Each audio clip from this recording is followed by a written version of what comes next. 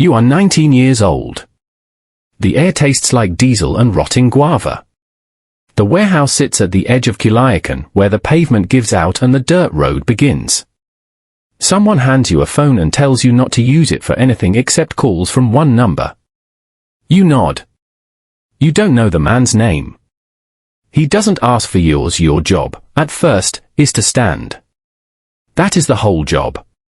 You stand near the door of a storage unit on Calle Emiliano Zapata from 6 p.m. until 2 a.m. There is a folding chair, but you are told not to sit. The concrete floor is cold. The fluorescent tube above you flickers once every 4 seconds. You count the flickers. By the third night, you have counted 11,000 and something. You stop counting. A man named Gordo brings you a styrofoam cup of black coffee at 9 o'clock every night. He says nothing. You say nothing. The cup is always too hot, and you always burn the roof of your mouth, and you never say anything about that either. You learn that silence is not absence. Silence is currency. The more of it you produce, the more you are trusted with slightly less silence in return. At the end of your second week, you are given a name to remember. Not yours. Someone else's. You are told to remember what the man looks like and where he parks his truck on Thursday mornings. You write nothing down. You are told never to write anything down. You memorize the truck, blue Dodge Ram, 2009, cracked left taillight. You repeat this to yourself walking home. You sleep with it. You wake with it. You don't ask why you are memorizing it. You are paid $280 that first month in cash, in an envelope with nothing written on it. You fold the bills the way your uncle taught you and put them in your left shoe. You are already learning to be invisible inside your own life. By year 2, you have a radio. It is a Motorola, and it weighs more than you expect, and you carry it in the right pocket of a jacket you wear in 38-degree heat because the jacket has the right pockets. Nobody promotes you with words. Things simply change. The man at the door is someone younger now. You are the one bringing the coffee. You are asked to drive. This is the next thing. You drive a white Corolla that has had its license plates changed 3 times and smells permanently of something chemical and sweet. You drive people from place to place. You do not ask the people any questions. You do not look at them in the rearview mirror any more than necessary.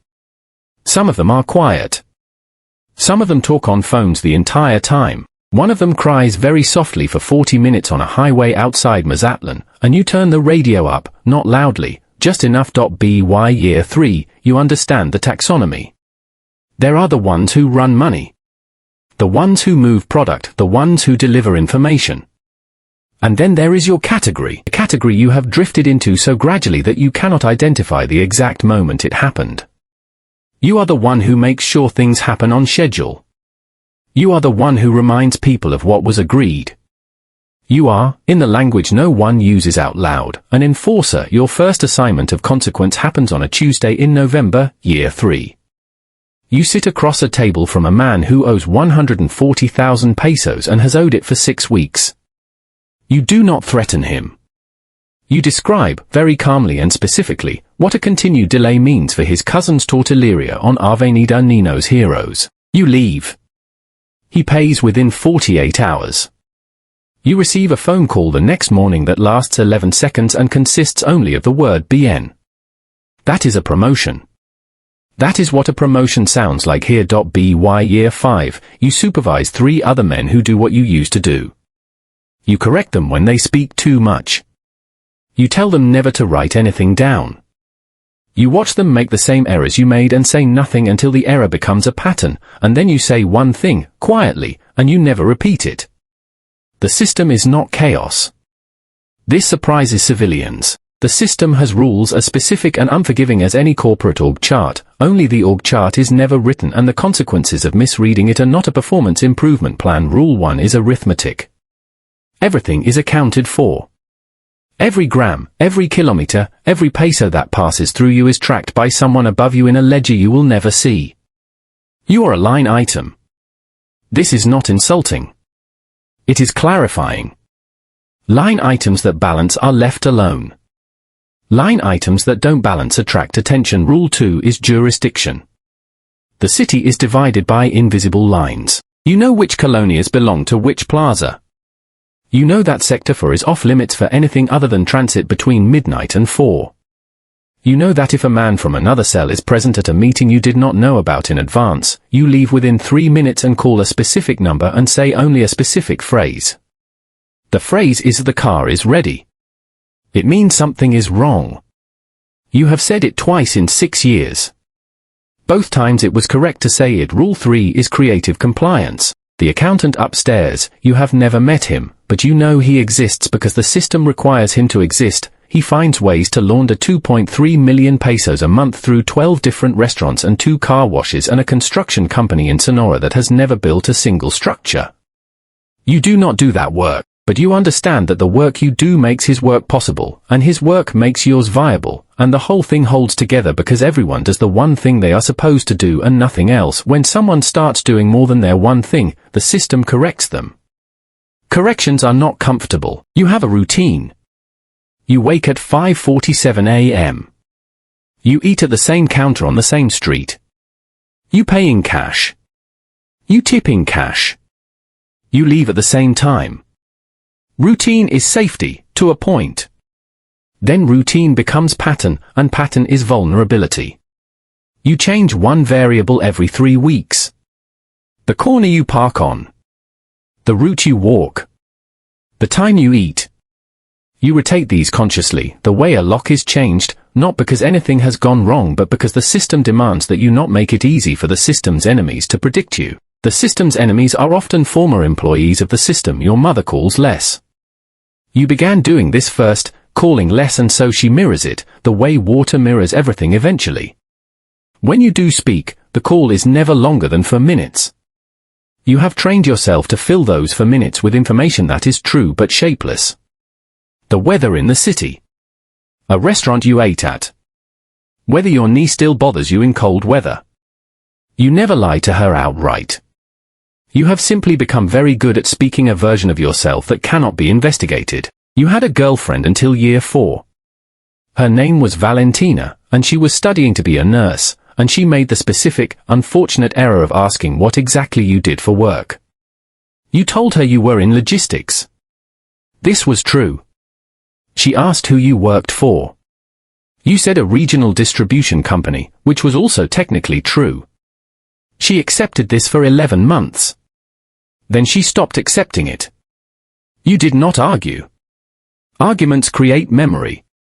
You shook her hand at a bus terminal at 3 p.m. on a Sunday and she said nothing and you said nothing and you watched the bus leave and then you bought a coffee from a machine and sat for a long time before you started the CAR.BY year 6. You own very few things intentionally.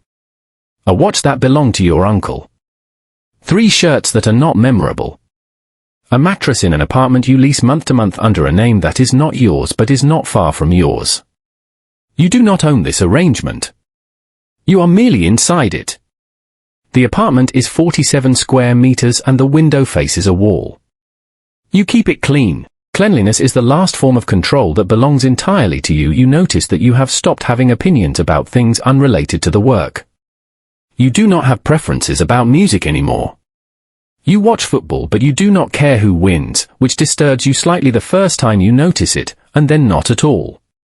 Caring about outcomes you cannot control has been slowly, surgically removed from you, the way a doctor removes something benign that nonetheless pressed too hard against what was important. You sleep between 5 and 6 hours. You do not dream in a way you can remember. This is not insomnia. It is efficiency. The moment does not announce itself. It arrives on an otherwise unremarkable Wednesday afternoon in year 8, at 2:14 p.m. on the second floor of a parking garage near the cathedral. You are waiting for a man who owes a debt. You have done this 500 times in various configurations. You know what the man looks like. You know what you are going to say. You know that what you say will be enough, because it is always enough, because the structure of what you represent does most of the work before you open your mouth. The man arrives. He is shorter than his photograph suggested. He is wearing a yellow button-down shirt that has a small oil stain on the left cuff. He is carrying a child's backpack, pink, with cartoon bears, and it takes you a moment to understand that he is picking up his daughter from school afterward. He does not know this is a coincidence. You do not know if it is a coincidence. You stand there for 4 seconds, which is a long time in this kind of meeting. You say what you are supposed to say. He nods. His hands are shaking at 1.8 centimeters off visible movement. You catalog this the way you catalog everything. He leaves. You stand for a moment longer than necessary. Down in the street, a food cart is selling elotes. A dog is sleeping against a tire. 2 women are arguing about something too quiet to hear from this height. Everything is continuing exactly as it would continue if you were not there at all. The realization is not moral. That is the thing about it. It is not that you feel you have done something wrong, though that may also be true. The realization is structural. You understand, standing at the rail of the 2nd floor of a parking garage with your hands on the warm concrete, that you are not a person who does this work. You are the work. There is no you remaining outside of it that could walk away and resume somewhere else. Whatever that person was at 19, he is not here. He did not survive the promotions. You drive back to the apartment. You eat something.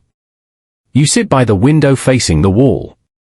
You do not call anyone. You are retired at year 10. That is the word the man uses, the man you have met with only 6 times in 8 years, always in daylight, always over coffee, always in public. Retired. He slides a prepaid card across the table.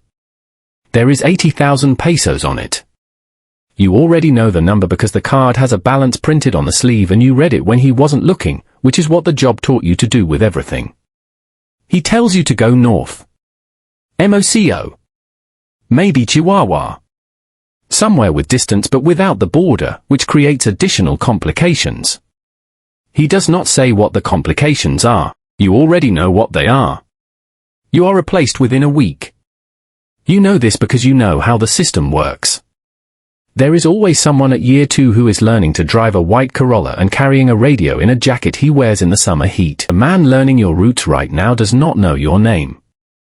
He does not need to know your name. The routes are the same. The rules are the same. The blue Dodge Ram has long since been replaced by something else, but the principle of the blue Dodge Ram endures. Memorize. Don't write. Say nothing until silence becomes expensive. Then say the minimum. You go to MOCO. You rent a room. It is 52 square meters, slightly larger than the last apartment, and the window faces a courtyard where someone has planted a lime tree that is doing poorly.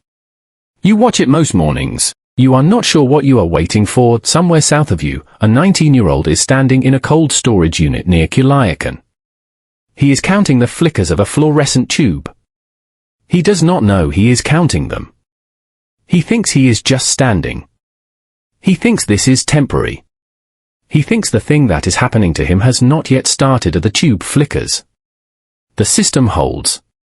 The lime tree does not improve and does not die. You drink your coffee and say nothing to no one, which is the one skill you have that will never leave you, and you watch the morning move through the courtyard the way mornings have always moved, indifferently, without record.